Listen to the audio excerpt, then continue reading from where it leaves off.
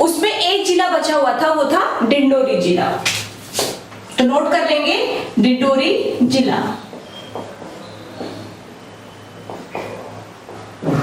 ठीक है, हम देखते हैं डिंडोरी जिले के बारे में, जो कि जबलपुर संभाग के अंतर्गत आता है। डिंडोरी जिले की जो सबसे प्रमुख, जो सबसे पहली खास बात है वो ये है कि प्रदेश में सबसे कम जनघनत्व जिस जिले का है, प्रदेश में सबसे कम जनघनत्व मतलब 1 वर्ग किलोमीटर के क्षेत्रफल में व्यक्तियों की संख्या, ठीक है, सबसे कम जिस जिले में है वो जिला है डिंडोरी। तो प्रदेश में सबसे कम जनघनत्व, जनघनत्व ये याद रखेंगे ये डाटा, और कितना है 94 व्यक्ति प्रति वर्ग किलोमीटर, प्रति किलोमीटर स्क्वायर, मतलब 1 किलोमीटर स्क्वायर क्षेत्रफल के एरिया में केवल यहाँ पर 94 व्यक्ति ही निवास करते हैं। ठीक है, तो सबसे कम जनघनत्व किस जिले का है? डिंडोरी जिले का है। अगला जो सबसे ज्यादा इंपॉर्टेंट बात है इसकी वो ये है कि प्रदेश का सबसे कम न्यूनतम सिंचित जिला, न्यूनतम सिंचित जिला कौन सा है? डिंडोरी। न्यूनतम सिंचित जिला कौन सा है? डिंडोरी।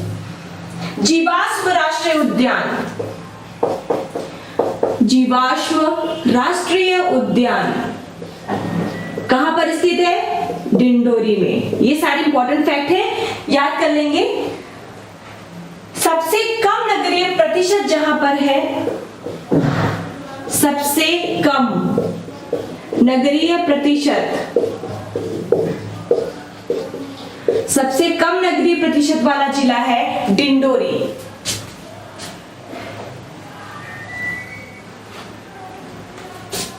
यहां पर मुख्य रूप से बैगा एवं गोंड जनजाति पाई जाती है, गोंड जनजाति। तो डिंडोरी के बारे में जितनी इंपॉर्टेंट बात थी वो यही है, सबसे कम जनघनत्व प्रदेश में है डिंडोरी जिले का। न्यूनतम सिंचित जिला जो है वो है डिंडोरी। जीवाश्म राष्ट्रीय उद्यान कहां पर स्थित है? डिंडोरी में। सबसे कम नगरीय प्रतिशत जिस जिले का है वो है डिंडोरी। बैगा एवं गोंड जनजातियां मुख्य रूप से इस जिले में पाई जाती हैं। ठीक है, अब हमारा खत्म हो गया है जबलपुर संभाग। जबलपुर संभाग के पश्चात अब हम बात कर लेते हैं चंबल संभाग की, सबसे छोटा संभाग प्रदेश का। तो हेडिंग डाल लेंगे चंबल संभाग। चंबल संभाग मध्य प्रदेश का सबसे जो उत्तरी छोर है, उत्तरी छोर चंबल संभाग के अंतर्गत ही आता है। और चंबल संभाग के अंतर्गत 3 जिले हैं, ब्रैकेट में कर लेंगे। क्षेत्रफल में सबसे छोटा है, क्षेत्रफल में सबसे छोटा संभाग है ये। और चंबल संभाग के अंतर्गत 3 जिले आते हैं। कौन कौन से? पहला है भिंड, दूसरा है मुरैना और तीसरा है श्योपुर। और इन्हीं तीनों जिलों के बारे में इस लेक्चर में हम देखते हैं। ठीक है, सबसे पहले हम देख लेते हैं भिंड जिले के बारे में। तो पहला पॉइंट डाल लेंगे भिंड जिला, याद करते हुए चलेंगे। भिंड जिला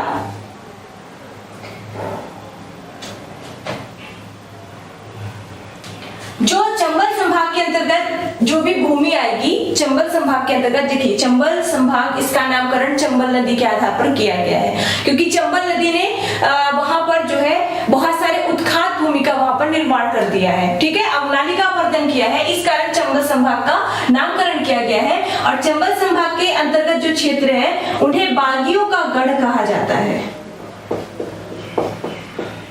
बागियों का गढ़ या डकैतों की भूमि, डकैतों की भूमि। ठीक है, ऐसा क्यों?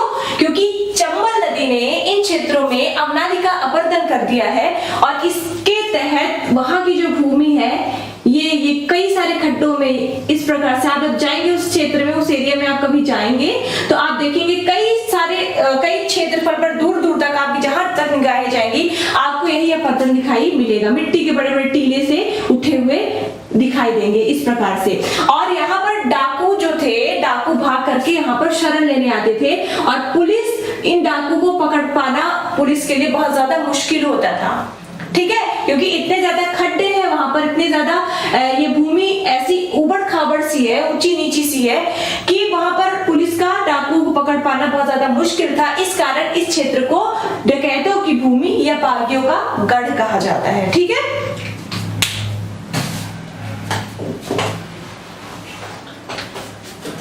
अगला, मध्य प्रदेश में सबसे कम वर्षा जिस जिले में होती है, मध्य प्रदेश में सबसे कम वर्षा जिस जिले में होती है वो जिला है भिंड। सबसे कम वर्षा, ठीक है, कितनी होती है? लगभग 55 सेंटीमीटर, केवल 55 सेंटीमीटर वर्षा होती है, जो कि मध्य प्रदेश में सबसे कम वर्षा वाला क्षेत्र है। याद रखेंगे, बहुत ज्यादा इंपॉर्टेंट है ये सारी चीजें। अनुसूचित जनजाति के सबसे कम लोग यहाँ पर निवास करते हैं। अनुसूचित जनजाति की संख्या जो है वो यहाँ पर बहुत कम है, ठीक है। रावतपुरा स्थल, रावतपुरा सरकार का नाम आप सबने सुना होगा, ठीक है, तो रावतपुरा स्थल भी भिंड में ही है, रावतपुरा स्थल। और यहीं पर रावतपुरा का कोई मेला भी लगता है भिंड में, ठीक है, तो रावतपुरा स्थल कहां पर है? भिंड में है। इसके अलावा जमधारा का रेणुका माता मंदिर यहीं पर स्थित है। जमधारा का पूछा जाता है ये सारी चीजें। जमधारा का रेणुका माता मंदिर कहां पर स्थित है? भिंड में स्थित है, ठीक है। सरसों का उत्पादन काफी अधिक मात्रा में होता है यहाँ पर।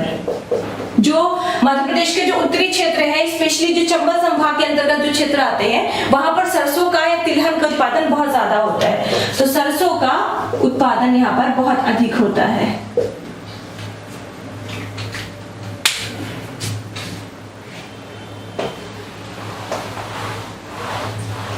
आगे दिखते हैं, प्रदेश का दूसरा सूखा बंदरगाह, प्रदेश का दूसरा सूखा बंदरगाह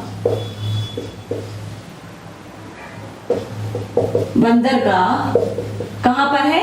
मालनपुर में है। मालनपुर नाम याद रखेंगे, मालनपुर में है। और ये मालनपुर कहां पर है? भिंड में है, ठीक है। प्रदेश का दूसरा सूखा बंदरगाह मालनपुर भिंड में है। बहुत ज्यादा मालनपुर ये बहुत ज्यादा इंपॉर्टेंट है। आगे आप जब पढ़ोगे यहाँ के औद्योगिक क्षेत्रों के बारे में तो मालनपुर का नाम आएगा, ठीक है, वहां पर मैं आपको बताऊंगी कि ये क्या है। सबसे कम लिंगानुपात, सबसे कम लिंगानुपात बहुत इंपॉर्टेंट। सबसे कम लिंगानुपात कहां पर है? भिंड में है। कम लिंगानुपात में इसका स्थान प्रथम है। कितना है? 1000 में 837, मतलब 1000 पुरुषों में यहाँ पर केवल 837 महिलाएं ही हैं। इसलिए सबसे कम लिंगानुपात प्रदेश के जिस जिले में है वो है भिंड, ठीक है। तो ये हो गया आपका भिंड जिला कंप्लीट। याद कर लेंगे सारी चीजें, जितने पॉइंट्स है ना, सारी चीजें बहुत इंपॉर्टेंट है। आगे चलकर इन पॉइंटों का दोहराव भी होगा, लेकिन वहां पर आपको याद नहीं करना पड़ेगा क्योंकि आपने सारी चीजें पहले से ही पढ़ रखी होंगी। दूसरे जिले की बात करते हैं, मुरैना।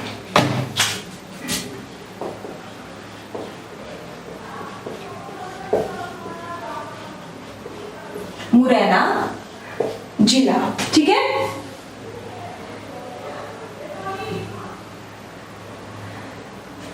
यह भी एक प्रमुख सरसों उत्पादक जिला है। सरसों उत्पादक जिला है, ठीक है। और चंबल नदी में सबसे ज्यादा अवनाली का अपरदन किया है, सबसे ज्यादा अपरदित भूमि जिस जिले में है वो है मुरैना। सर्वाधिक अपरदन मुरैना में ही हुआ है। ठीक है, इसके अलावा चूंकि ये चंबल नदी के किनारे स्थित है, मुरैना जिला चंबल नदी के किनारे स्थित है, इस कारण चंबल घड़ियाल परियोजना के द्वारा यहाँ पर डॉल्फिनों का संरक्षण भी किया जा रहा है। ठीक है, चूंकि ये चंबल नदी के किनारे स्थित है ये जिला, इस कारण यहाँ पर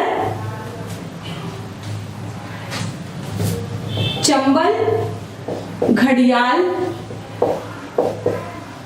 परियोजना चलाई जा रही है और इसके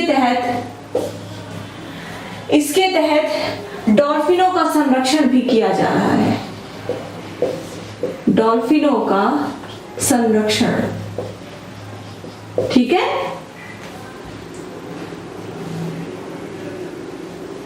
रामप्रसाद बिस्मिल जी की, रामप्रसाद बिस्मिल आप सब जानते होंगे इनके बारे में। रामप्रसाद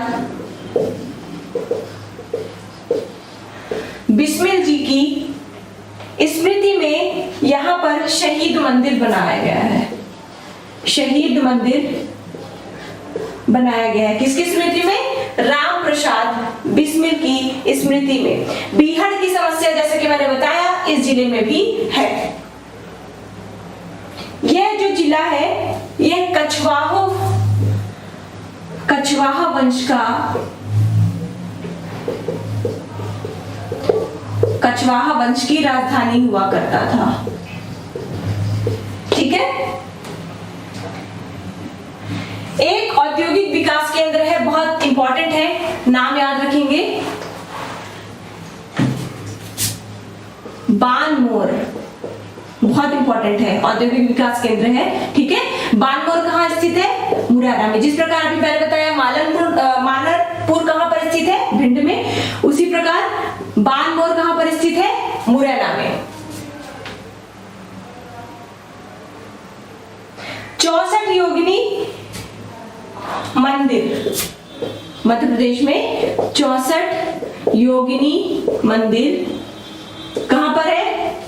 मितावली मुरैना,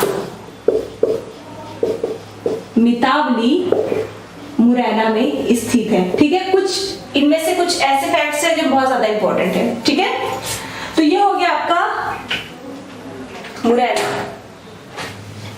ठीक, अब अगले जिले की बात करते हैं। ये सारी चीजें हालांकि बाद में भी रिपीट होंगी, लेकिन एक संभाग के अंतर्गत जिले कौन कौन से और जिलों के अंतर्गत क्या क्या मुख्य मुख्य बातें हैं, उन चीजों को इकट्ठा करने के लिए, उन चीजों को बताने के लिए मैं ये लेक्चर बना रही हूं। अगला जो जिला है वो है श्योपुर। श्योपुर, ठीक है, श्योपुर में लिखिए, यह सबसे ज्यादा कुपोषित जिला है। महिला और बालकों के हिसाब से देखा जाए तो सबसे ज्यादा कुपोषित जिला है। अक्सर न्यूज में भी इसका जिक्र आता रहता है। ठीक है, एक सबसे ज्यादा इंपॉर्टेंट बात जो है यहाँ की वो ये है कि यहां पर है एक पालपुर कुनो अभ्यारण्य। पालपुर कुनो अभ्यारण्य, ठीक है, और इस अभ्यारण्य में जो एशियाटिक बब्बर शेर है उनका संरक्षण किया जाएगा। ऐसी परियोजना की शुरुआत शायद शुरू भी हो चुकी होगी। ठीक है, पालपुर कुनो अभ्यारण्य,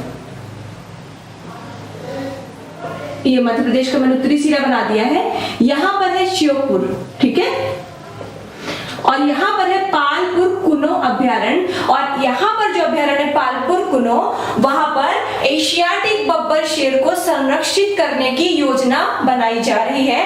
और उन एशियाटिक बब्बर, देखिए पूरे देश में अगर बात की जाए तो एशियाटिक बब्बर शेरों का संरक्षण अभी तक हो रहा है गुजरात के गिर में। ठीक है, गुजरात के गिर में एशियाटिक बब्बर शेरों का संरक्षण हो रहा है, वहां पर पाए जाते हैं। इन्हीं एशियाटिक बब्बर शेरों को उठा करके लेकर आया जाएगा श्योपुर में पालपुर कुनो अभ्यारण्य में। ठीक है, और उनका का संरक्षण किया जाएगा, और अक्सर ये क्वेश्चन पूछा भी जाता है, इसलिए याद रखेंगे। यह भी सरसों उत्पादित जिला है। सरसों अच्छी खासी मात्रा में होती है यहाँ पर। सरसों का उत्पादन ठीक ठाक होता है।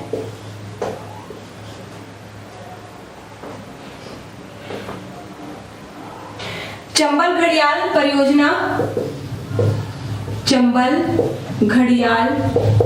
परियोजना यहीं पर स्थित है।